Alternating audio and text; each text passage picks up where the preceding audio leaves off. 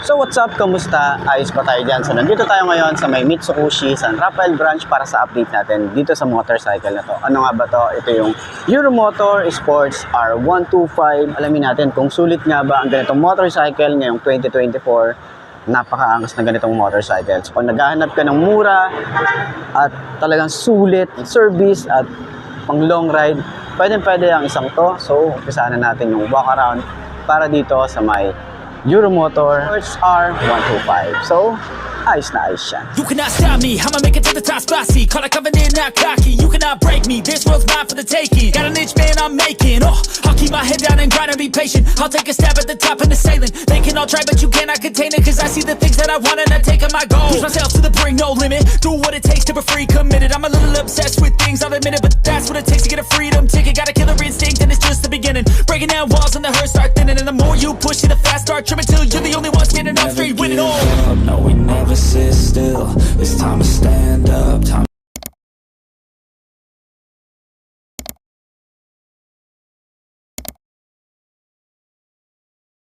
So yun na nga para sa walk around natin. Ayan, pakita natin to.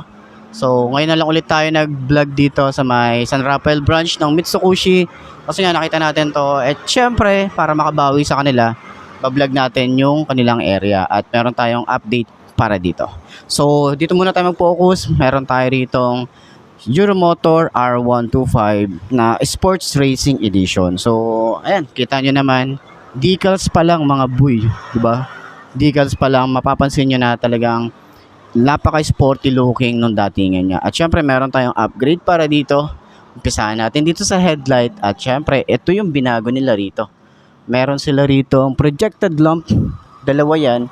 And then signal light nandito sa side. And then naka LED na halos lahat ng ilaw na to. Meron nga rin pala tong ilaw, LED rin yan. Napakaangas nung kanyang datingan. Ganda ng design dito sa harap.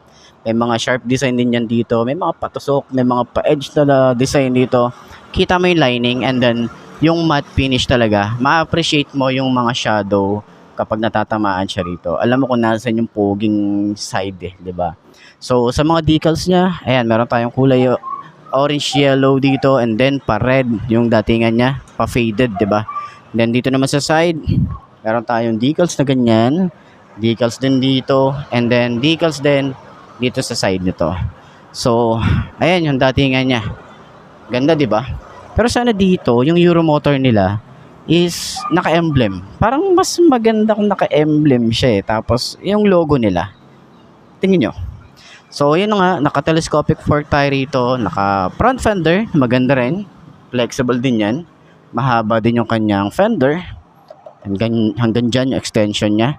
And then, telescopic fork, matte finish din tayo rito, naka-mugs din tayo rito, pero hindi siya tubeless, naka-tube type pa rin naman tayo rito. Pero pwede nyong gawin tong tubeless kasi nga naka-mugs naman na tayo rito eh.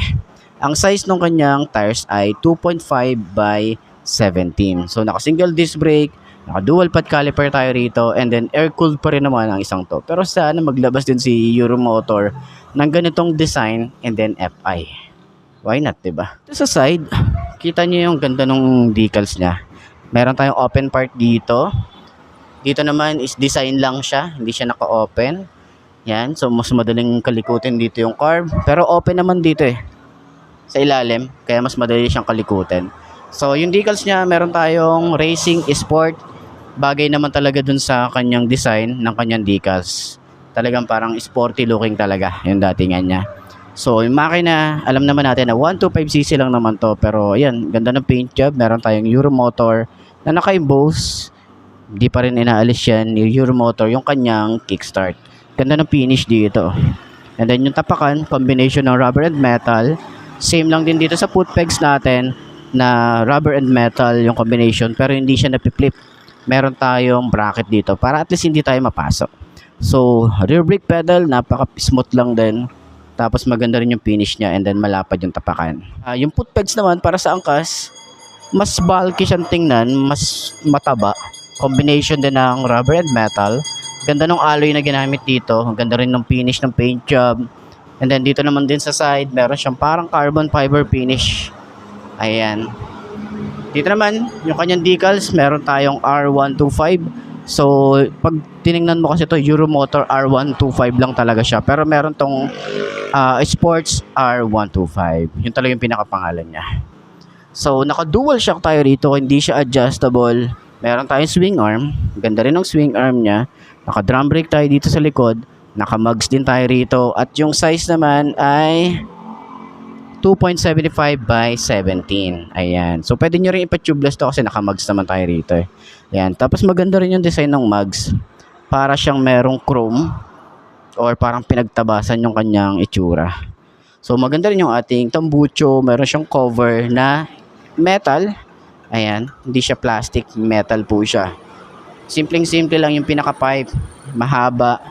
Ayan. Diba? So, sa grab bar, meron tayo ritong parang Batman style yung datingan. Yung ating upuan, simple lang pero maganda yung leather. Sobrang lambot din ng foam, makapal, ganyan po siya. Ayan, so kung makikita natin, ayan po yung datingan niya. Maganda yung leather. Okay, maganda yung leather na ginamit niya. Meron din tayong compartment at sa ilalim ng upuan, pwede kayong maglagay ng mga basic tools or bag. Pwede rito, may mga suksukan dito eh. So, meron din tayo ritong helmet hook. Dalawa naman yan. And then, plastic. Dito sa compartment, ilalagay yung ating battery. Ayan. So, ayan yung datingan niya. Ganyan ang itsura niyan. Okay? So, dito sana maglagay dito si Euromotor ng goma para at least hindi bumabakat yung mga ganyan, no? May mga marks eh, 'di ba? So, yan lang. Yan lang naman yung suggestion natin dito. Para at least sayang yung paint job, maganda eh. So, ayun nga, sa taillight na napakaganda rin ng taillight na ito. Unique style din. Kakaiba yung design. Ayan, maganda rin talaga. Tapos yung signal light niya, dito na rin. Medyo maliit lang talaga yung datingan, pero okay ito. Mas gusto ko yung ganito, yung kesa naka-usli yung yung signal light. Kasi yun, madalas nasasagi talaga yun. So, dito naman meron din tayo ritong plate light, meron din siya mga sharp design din dito, maganda. Dito naman medyo manipis lang siya pero flexible yung lagay ng plate and then yung fender niya. Flexible siya. Sa side, meron tayo ritong chain cover, flexible din at yung sprocket size nito ay nasa 36T. Ayan, medyo maliit lang siya. Sa kanyang shifter, naka-dual head naman to. Yung kanyang foot pegs hindi rin napi-flip.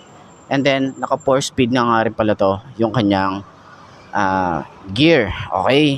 Side stand, smooth lang din. So, dito naman tayo sa kanyang panel gauge.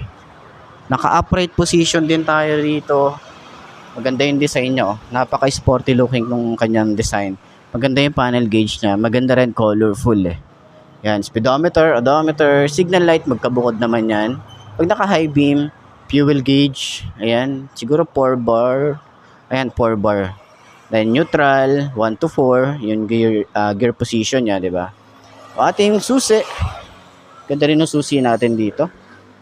Okay, ignition key, simple lang. Naka-clip on naman tayo rito para sa kanyang handlebar, and then switches niya, syempre ordinary plastic na ginagamit ni Mitsubishi or ni Euromotor. Pero hindi naman siya mukhang cheap tingnan, 'di ba? So, yung kanyang lever, malapad din. Tapos, smooth lang din. Throttle, napakababaw. Kasi naka-quick throttle tayo rito. Electric starter lang yun nandito. Yung grip niya, makapit din. Lalo na yung part dito. Makapit yan. Bar end niya, pwede kayo maglagay ng mga accessories dito. Yung mga guard or basta lever guard. Yung kanyang side mirror. Diba? Bar end side mirror. Dito naman sa side, meron tayo ritong high and low. Ay, ito pala yung high and low. Ito pala yung on and off ng kanyang park light, headlight. And then, naka semi-automatic tayo rito. Hindi naman sila naglabas ng declutch. Signal light, busina, and then choke. Kasi nga, carb type pa rin naman to. So, ayun nga, para sa 5 to na kagaya ko, sakyan natin ang ganitong motorcycle para at least meron kayong idea kung abot ba ng 5 to na kagaya ko yung ganitong motorcycle. Okay? Paulit-ulit, di ba? Be ready to fight and be ready to kill.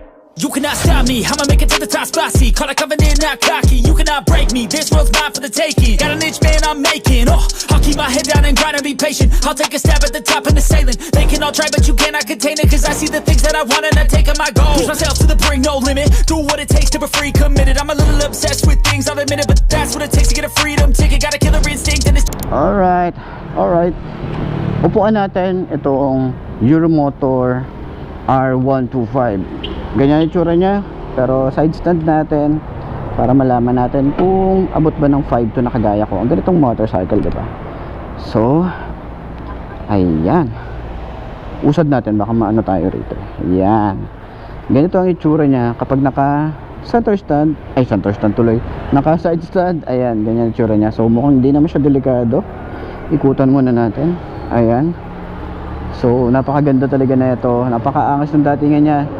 Ang ganda ng upgrade na ginawa dito kay R125. So, usakyan natin. So, 5 to ang aking height. Kaya ating itsura. Okay?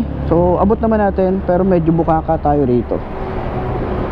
Kaya itsura natin. So, marami kasi nagtatanong kung talaga bang 5'2 ang aking height. Kasi, syempre, medyo maiksi daw yung aking bias.